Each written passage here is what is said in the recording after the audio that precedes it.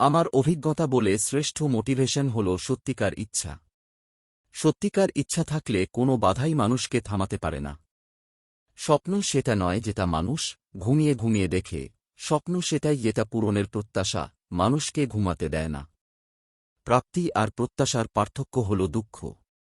তাই নিজের প্রত্যাশাটা একটু কমিয়ে ফেলুন, দেখবেন আপনার দুঃখ কমে গেছে। কখনো ভেঙে পড়ো না। পৃথিবীর যা কিছু হারিয়ে যায়, অন্য কোন রূপে সেটি ঠিকই আবার ফিরে আসে জীবনে। মেধা থাকলেই তাকে মেধাবী বলা যায় না। মেধাবী হল সেই যার মেধা না থাকা সত্ত্বেও চেষ্টা দিয়ে নিজেকে এগিয়ে নিয়ে যায়। আপনি যদি মহানতা অর্জন করতে চান তবে অনুমতি চাওয়া বন্ধ করুন। জলের দিকে শুধু তাকিয়ে থাকলে তুমি কোনোদিন সাগর পাড়ি দিতে পারবে না।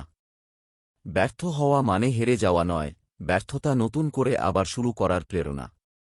হাল ছেড়ে দেওয়া মানেই হেরে যাওয়া। যদি আপনি স্বাভাবিক ঝুঁকি নিতে ইচ্ছুক না হন তবে আপনাকে সাধারণের জন্য স্থির হতে হবে। দুঃসময়ের অন্ধকার কখনো কখনো আমাদের জীবনের সবচেয়ে উজ্জ্বল মুহূর্তটির দ্বার খুলে দেয়। সফল হতে চাইলে তোমাকে সামনে আসা সব চ্যালেঞ্জ মোকাবিলা করতে হবে। বেছে বেছে চ্যালেঞ্জ নেওয়া যাবে না। সম্পন্ন করার আগে সবকিছুই অসম্ভব মনে হয়। একজন গড়পড়তার মানুষ কথা বলে, একজন ভালো মানুষ ব্যাখ্যা করে, একজন ঊর্ধ্বতন মানুষ কাজ করে দেখায়, একজন সেরা মানুষ অন্যদেরকে প্রেরণা যোগায় যাতে তারা নিজেরাই কাজকে নিজের মতো করে দেখতে পারে।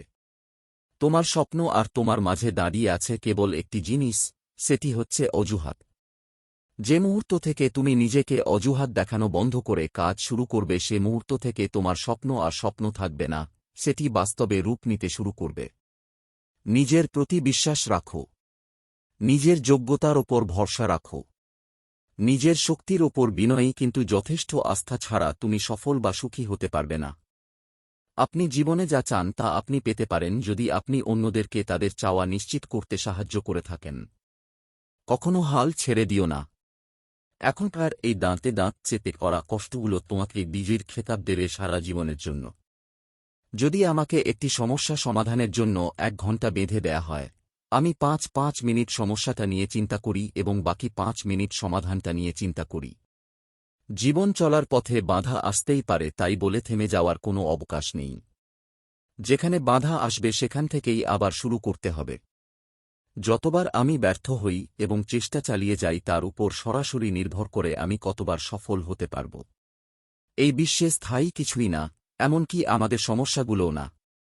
বিশ্বাস করুন, কারণ আপনি ঝুঁকি গ্রহণ করতে ইচ্ছুক, এটি নিরাপদ বা নিশ্চিত হওয়ার কারণে নয়। সফল মানুষেরা কাজ করে যায়।